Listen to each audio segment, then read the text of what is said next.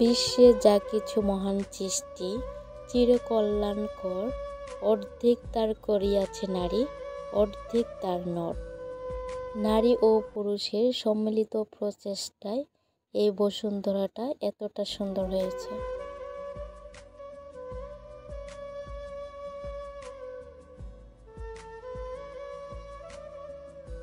Welcome জানাচ্ছি বাংলাদেশের ছোট্ট একটি গ্রাম থেকে। আমি আকিবুর নাহার।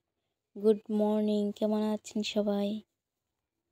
যে যেখান থেকে এই মুহূর্তে আমার ভিডিওটি দেখছেন, আশা করি আল্লাহর অশেষ রহমতে আপনারা সবাই অনেক ভালো আছেন, সুস্থ আছেন এবং নিরাপদে আছেন। আলহামদুলিল্লাহ, আমিও ভালো আছি। আবারও চলে আসলাম আমি আকিবুর নাহার নতুন দিনে, নতুন সময়ে, নতুন আরেকটি ব্লগ ভিডিও নিয়ে। আশা করি আজকের ভিডিওটি আপনাদের কাছে ভালো লাগবে।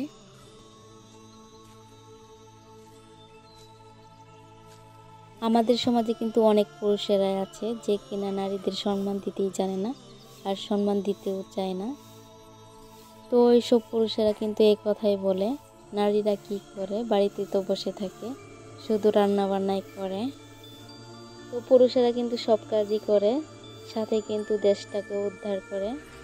তো আমরা তো কিছুই করি না, বাড়িতে বসে বসে ভাত খাই। তো এই কাজগুলি কে করছে আপনারাই বলেন। রান্নার পাশাপাশি কিন্তু অনেক কাজই করে নিতে হয়। যদি থাকেন গ্রামে তাহলে তার কোনো কথাই নাই।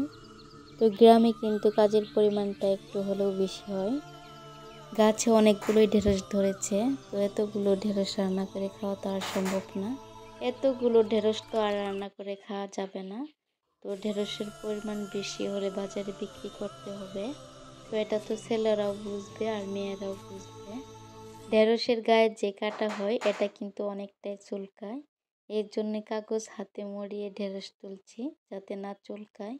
কিছু কিছু কাজ কিন্তু একটু বুদ্ধি খাটিয়ে করতে হয় যাতে পরবর্তী সময়ে অসুবিধায় না পড়তে হয়।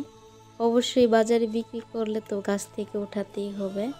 তো গাছ থেকে তো এমনি এমনি উঠবে না, অবশ্যই কিন্তু গাছ থেকে মাড়াই করতে হবে। বাজারে বিক্রি করতে হবে এ কথা বলি খালাস, কে উঠাবে কে তুলবে এটা কিন্তু মাথা ঘামায় না। বাড়িতে এসে কাজটা শেষ হয়েছে কিনা এটাই কিন্তু দেখতে চায়। ঢেঁড়স গাছের সাইড দিয়ে এই গাছগুলো অনেক বের হয়েছে। তো এই গাছের ফল কিন্তু অনেকে খেয়ে থাকে। আমিও ছোটোবেলায় অনেক পছন্দ করতাম। তো খেতে কিন্তু অনেকটাই মিষ্টি লাগে, এর জন্য কয়েকটা তুলে নিলাম। তো সব ছেলেরাই যে এরকম হয় তা কিন্তু না। কিছু কিছু ছেলেরা কাজের কথা বলে বাড়ি থেকে উধাও হয়ে যায়। তো কাজটা কে করবে, কিভাবে করবে এটা কিন্তু বিশ্লেষণ করে দেখার কিন্তু তার সময় নাই। আপনাদের সাথে গল্প করতে করতে কখন যে করলা গাছে এসে করলা তুলতে শুরু করেছি তা কিন্তু বুঝতেই পারছিলাম না। এক হাতে এতগুলো ঢেঁড়স আর করলা তোলা তো সম্ভব না, এর জন্য আমাকে একটু সাহায্য করছে আমার ভাবি। কত সুন্দরভাবে ঝুলে আছে, দেখতে কিন্তু মাশাআল্লাহ অনেক সুন্দর, আর তুলতে তো অনেকটাই ভালো লাগে। তো ভিডিও দেখতে দেখতে হয়তো মাঝপথে লাইক দিতে ভুলে গেছেন, এই ছোট্ট একটা লাইক দিয়ে ভিডিওটি কন্টিনিউ করবেন। আর যদি আপনি নতুন হয়ে থাকেন তো আমার ভিডিওয়ে একটুও যদি ভালো লেগে থাকে তো আপনি চাইলে আমার চ্যানেলটি সাবস্ক্রাইব করে আমার পাশে থেকে যেতে পারেন। যে করলাগুলো হাতের নাগালে তো সেগুলো কিন্তু হাত দিয়ে তোলা যায়, আর যেগুলো দূরে সেগুলো কিন্তু নিচে যেয়ে তুলতে হয়। প্রতিটি কাজে কিন্তু অনেক কষ্ট থাকে, যদিও কাজ ছোট আর বড় হোক। গ্রামের প্রতিটি মেয়েদের ঘরের কাজের পাশাপাশি ক্ষেত খামারের কাজও কিন্তু করতে হয়।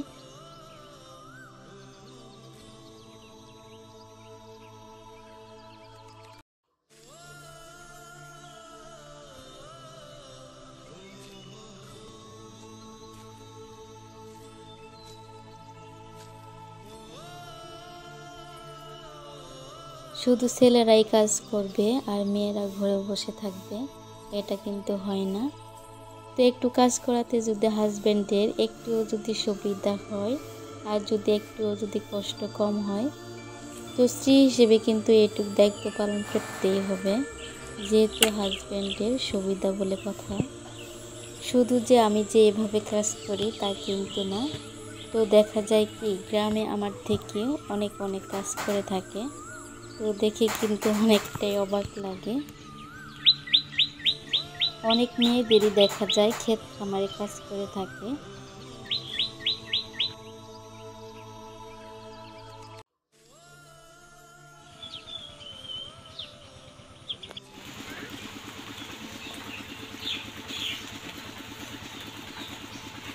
রান্না বান্না গোসল সেরে খাওয়া দাওয়া শেষ করে একদম চলে আসলাম ধান খেতে পানি দিতে।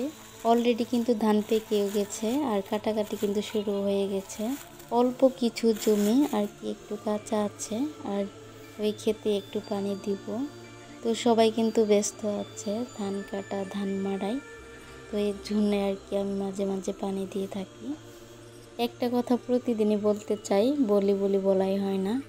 তো আমি কিন্তু আগে নিয়মিত ভিডিও দিতাম, এখন মনেও চায় না, এই জন্যে কিন্তু নিয়মিত ভিডিও দেওয়া হয় না। তো যেখানে সফলতা নেই সেখানে কিন্তু কেউ কাজ করতে চায় না। তো আমার ক্ষেত্রে কিন্তু এরকম হয়েছে। তো আপনারা চাইলে তো আমি কিন্তু নিয়মিত হতে পারি। তো বাড়ির পাশে যদি এরকম ক্ষেত থাকে তো সবাই কিন্তু কম বেশি কাজে সহযোগিতা করতে পারে। মোটরের সুইচ অন করে আর কিছুক্ষণ কিন্তু কল চাপ দিতে হয়। তো কল চাপ না দিলে কিন্তু বন্ধ হয়ে যেতে পারে। আগের দিনের কৃষক ভাইয়েরা কতটা কষ্ট করে ক্ষেত খামারে পানি দিত। নদী বা পুকুরের পাশে যদি ক্ষেত থাকতো তো হাত দিয়ে ছিঁচে পানি দিত, আবার কখনো কখনো কল চেপে পানি দিত। তো এখন তো আর কৃষক ভাইদের অতটা কষ্ট করতে হয় না। তো সবই হয়েছে আধুনিক প্রযুক্তির কারণে।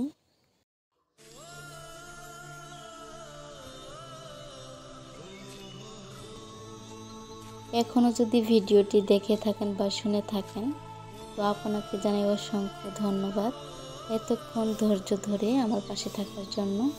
আজ এখান থেকে বিদায় নিব, দেখা হবে নতুন কোনো ভিডিও নিয়ে। সেই পর্যন্ত সবাই ভালো থাকবেন, সুস্থ থাকবেন এবং নিরাপদে থাকবেন। আর যদি আমার ভিডিওটি একটু যদি ভালো লেগে থাকে তো লাইক কমেন্ট সাবস্ক্রাইব করতে ভুলবেন না। Take cares and love viewers. আল্লাহ হাফেজ।